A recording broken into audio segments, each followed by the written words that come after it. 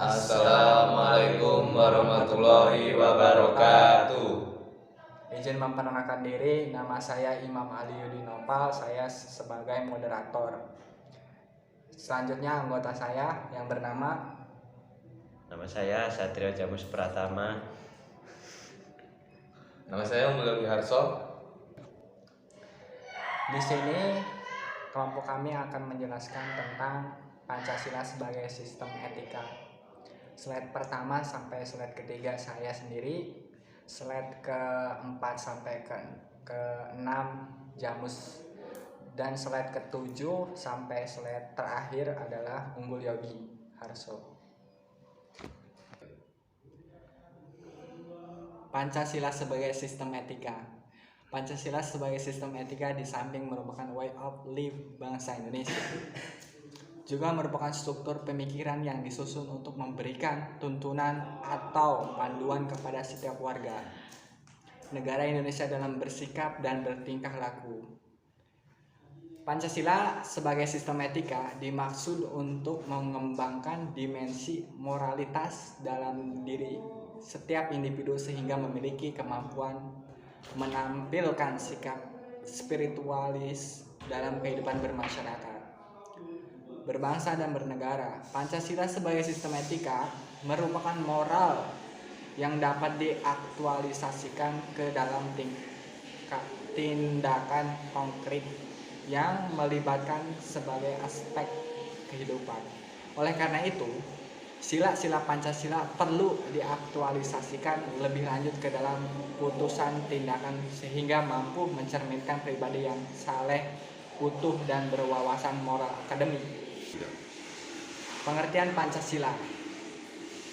Pancasila berasal dari dua kata, yaitu panca dan sila. Panca artinya 5, sedangkan sila artinya dasar atau peraturan tingkah laku yang baik, yang penting atau senonoh. Jadi Pancasila adalah 5 dasar yang dijadikan acuan dalam bersikap dan bertingkah laku dalam kehidupan sehari-hari. Pengertian sistem. Sistem adalah suatu kesatuan yang terdiri dari komponen atau elemen yang dihubungkan bersama untuk memudahkan aliran informasi, materi atau energi untuk mencapai suatu tujuan. Sistem nilai dalam Pancasila adalah suatu kesatuan nilai-nilai yang ada dalam Pancasila yang saling berkaitan satu sama lain, tidak dapat dipisahkan ataupun ditukar tempatnya karena saling berkaitan antara satu dengan yang lainnya. Pengertian etika. Etika adalah ilmu tentang apa yang baik dan apa yang buruk, dan tentang hak dan kewajiban moral atau akhlak. Kumpulan azas atau nilai yang berkenaan dengan akhlak, nilai mengenai benar dan salah yang dianut suatu golongan masyarakat. Secara garis besar, etika dikelompokkan menjadi 2. Yang pertama yaitu etika umum, mempertanyakan prinsip-prinsip yang berlaku bagi setiap tindakan manusia. Yang kedua, etika khusus, membahas prinsip-prinsip di atas dalam hubungan dengan berbagai aspek kehidupan manusia, baik secara individu, etika individual maupun makhluk sosial. Urgensi Pancasila sebagai sistem etika dalam permasalahan kehidupan. Yang pertama, masalah terhadap kasus korupsi yang melemahkan sendi kehidupan negara. Yang kedua, masih terdapat kasus terorisme yang mengatasnamakan agama sehingga menurunkan sikap toleransi dan menghambat integrasi nasional. Yang ketiga, masih terjadinya pelanggaran atas arti HAM dalam kehidupan bermasyarakat, berbangsa, dan bernegara. Yang keempat, terdapat kesenjangan antara kelompok miskin dan kaya, serta masih terdapat kaum marginal di beberapa wilayah yang merasa terasingkan. Yang kelima, masih ada ketidakadilan hukum dan sistem peradilan di Indonesia. Yang keenam, banyak terjadi pengingkaran dalam pembayaran pajak dan sebagainya. Hal yang sangat penting dalam mengembangkan Pancasila sebagai sistem etika meliputi 1. Menempatkan Pancasila sebagai sumber moral dan penentu sikap, tindakan serta keputusan yang akan diambil setiap warga negara.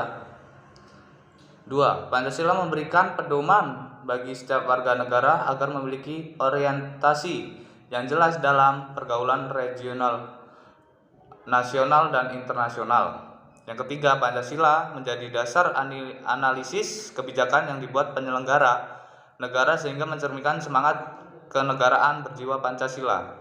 Yang keempat, Pancasila sebagai filter terhadap pluralitas nilai yang berkembang dalam berbagai bidang kehidupan. Pancasila sebagai sistem etika terletak pada hal-hal berikut. 1. Sila ketuhanan mencerminkan bahwa Tuhan merupakan penjamin prinsip moral. Setiap perilaku warga negara didasarkan pada prinsip moral yang bersumber pada norma agama. Ketika prinsip moral berlandaskan pada norma agama, maka akan memberikan kekuatan pada prinsip agar dilaksanakan oleh pengikutnya. Yang kedua, sila kemanusiaan memiliki prinsip acta humanus. Tindakan kemanusiaan diimplikasikan melalui sikap adil dan beradab guna menjamin tata pergaulan antar manusia dan antar makhluk yang berdasar pada nilai kemanusiaan tertinggi. Yang ketiga, sila persatuan memiliki arti kesediaan hidup bersama di atas kepentingan individu dan kelompok. Dalam kehidupan bernegara, landasan adalah ilmu, solidaritas, dan semangat kebersamaan yang melahirkan kekuatan dalam menghadapi ancaman pemecah belah bangsa. Yang keempat, sila kerakyatan sebagai sistem etika terletak pada konsep musyawarah untuk mufakat. Yang kelima, sila keadilan sebagai perwujudan dari sistem etika menekankan pada kewajiban saja atau tujuan saja, akan tetapi lebih menonjolkan pada kebijaksanaan. Kesimpulannya, berdasarkan uraian di atas, maka dapat disimpulkan sebagai berikut. Pancasila dan etika adalah dua hal yang tidak dipisahkan karena merupakan suatu sistem membentuk satu kesatuan yang utuh.